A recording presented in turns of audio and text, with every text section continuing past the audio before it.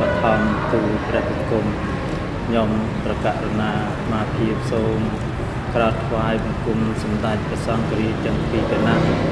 សម្ដេចព្រះរាជាគណៈព្រះមន្ត្រីសង្ឃគ្រប់ឋានានុក្រមទាំងអស់សូមក្រាបថ្វាយបង្គំព្រះដេចគុណព្រះចាតិកាវត្តចាក់ព្រះក្រោមដោយសេចក្តីគោរពបន្តទៅនេះដោយខ្ញុំករណាអាត្មាភាពបានទទួលការមុនអំពីតាមបងគេហទំព័រគេខ្ជុបជាការផ្សព្វផ្សាយនៅផ្នែកព័ត៌មានដូច្នេះនៅក្នុងឱកាសពេលនេះខ្ញុំករណាអាត្មាភាពបានឱកាសដើម្បីធ្វើការបកស្រាយទៅលើប្រធានបទតាក់ទងអំពីបុណ្យមាឃបូជាដើម្បីធ្វើការលម្អិតទៅលើអត្ថន័យខ្លឹមសារនៃកម្មវិធីបុណ្យនេះដូច្នេះនៅក្នុងឱកាសពេលនេះពាក្យថាបុណ្យមាឃបូជាគឺជាពិធីបុណ្យមួយដែលសំខាន់នៅក្នុងព្រះពុទ្ធសាសនាហើយគេបានឃើញជាច្រើនទៅលើពុទ្ធសាសនិកមិនថាតែប្រទេសខ្មែរយើងទេទោះបីប្រទេសណាក៏ដោយឲ្យតែជាអ្នកមានការជឿកាន់គោរពទៅលើលទ្ធិព្រះពុទ្ធសាសនារមែងមានការប្រារព្ធនៅពិធីបុណ្យនេះជាប្រចាំរៀងរាល់ឆ្នាំនៅថ្ងៃ15កើតខែមិញនេះឯងដូច្នេះហើយបុណ្យនេះគឺការប្រព្រឹត្តទៅគឺដើម្បីរំលឹកដល់ព្រឹត្តិការណ៍ដ៏សំខាន់ពីររបស់ព្រះសម្មាសម្ពុទ្ធកាលដែលព្រះអង្គគង់នៅទី1គឺយើងគោរពចំពោះពិធីនៃចតុរង្គសន្និបាតដែលព្រះសម្មាសម្ពុទ្ធបានជួបជុំនៅភិក្ខុសង្ឃទាំងឡាយ1250អង្គដើម្បីធ្វើការផ្សព្វផ្សាយនៅព្រះពុទ្ធសាសនាទី2គឺជាការដាក់នៅជនមាយុសង្ខាររបស់ព្រះសម្មាសម្ពុទ្ធជាម្ចាស់កាលដែលរាប់ចាប់អំពីថ្ងៃដែលព្រះអង្គទ្រង់ដាក់ជនមាយុនោះបើគិតជាខែនៅសល់ប្រមាណជា4ខែបើគិតជាថ្ងៃ88ថ្ងៃអំណោះតទៅព្រះសម្មាសម្ពុទ្ធក៏បានត្រាស់ទៅចំពោះភិក្ខុទាំងឡាយថាកន្លងទៅ3ខែទៀតតថាគតនឹងដាក់ជនមាយុសង្ខារហើយដោយសារកំណត់តែ3ខែទៀតនោះគឺគម្រប់80ព្រះប្រសាគតដូច្នេះនៅពេលនោះឯងព្រះសម្មាសម្ពុទ្ធក៏បានធ្វើការដាក់ជនមាយុចំពោះមុខងារដែលបានធ្វើការអរតនីចំពោះព្រះសម្មាសម្ពុទ្ធម្ដងជា2ដងហើយនោះហើយនៅក្នុងនៃកម្មវិធីបុណ្យមាឃបូជានេះផងដែរគឺយើងមានការបកស្រាយលម្អិតនៅក្នុងអត្ថន័យខ្លឹមសារនេះបើតាមវចនានុក្រមសម្ដេចព្រះសង្ឃរាជជួនណាតលោកបានបកស្រាយថាគឺជាពិធីបុណ្យមួយដែលយើងប្រារព្ធធ្វើនៅក្នុងថ្ងៃ15កើតខែមិញ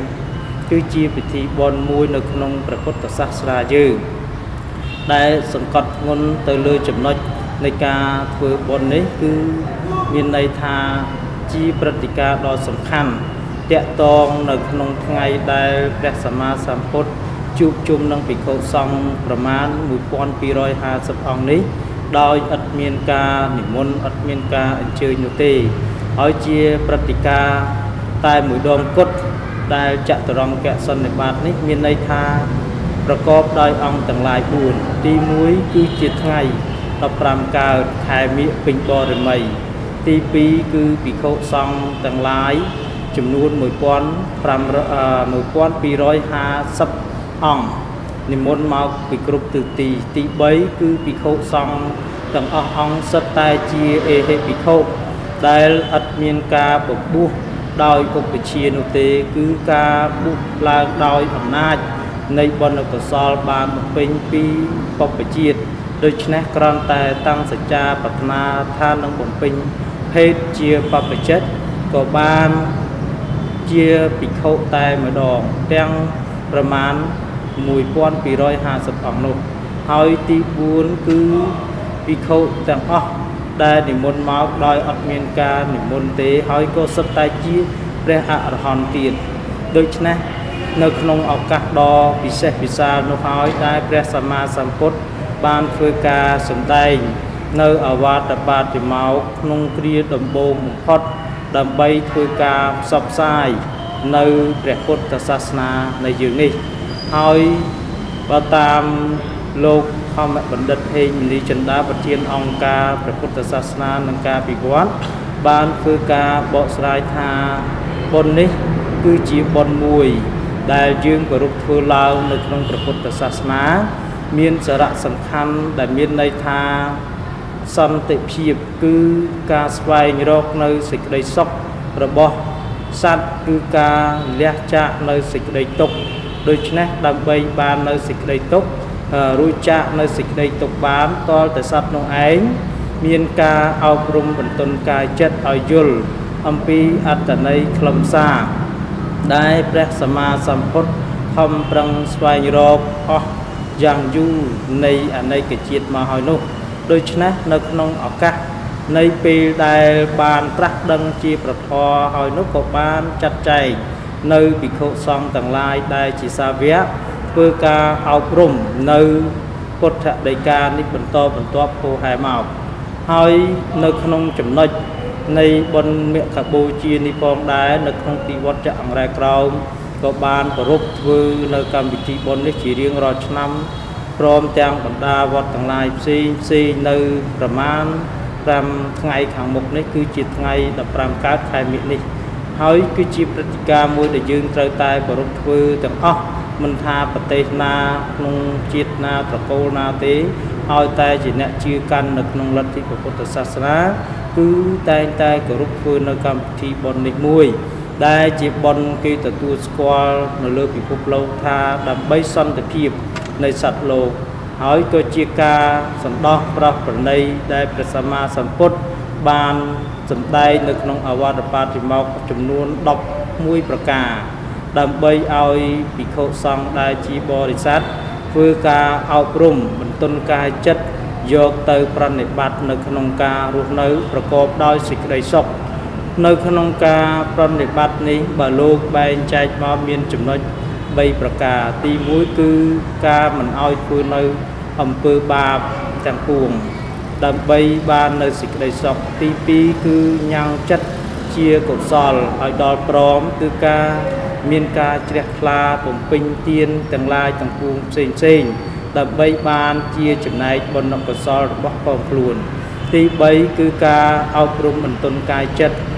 គឺការលះបង់នៅកាយនិងវាចាដើម្បីឲ្យខ្លួនយើងបានសុខដូច្នេះគឺមានតែយើងផ្ដល់នៅសេចក្តីសុខឲ្យអ្នកដទៃដូចគ្នាផងដែរ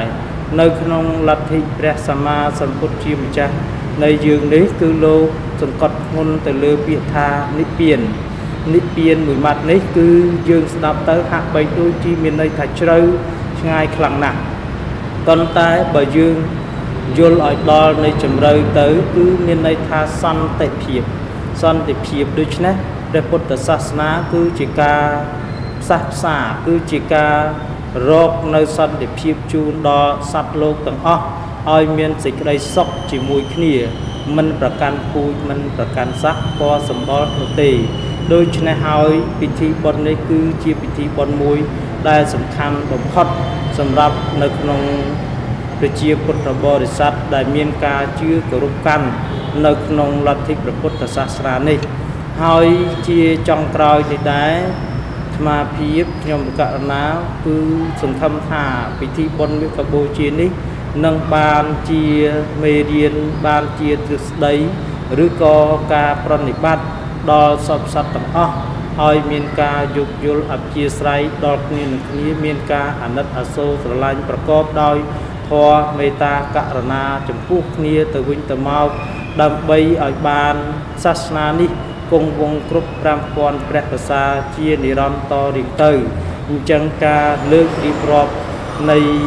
ពិធីបុណ្យមគ្គបូជាប្រមាណដោយសុខែប៉ុណ្ណេះខ្ញុំប្រកាសអាត្មាភាពក៏សន្មតថាបញ្ចប់តែប៉ុណ្ណេះឯងសូមអនុមោទនា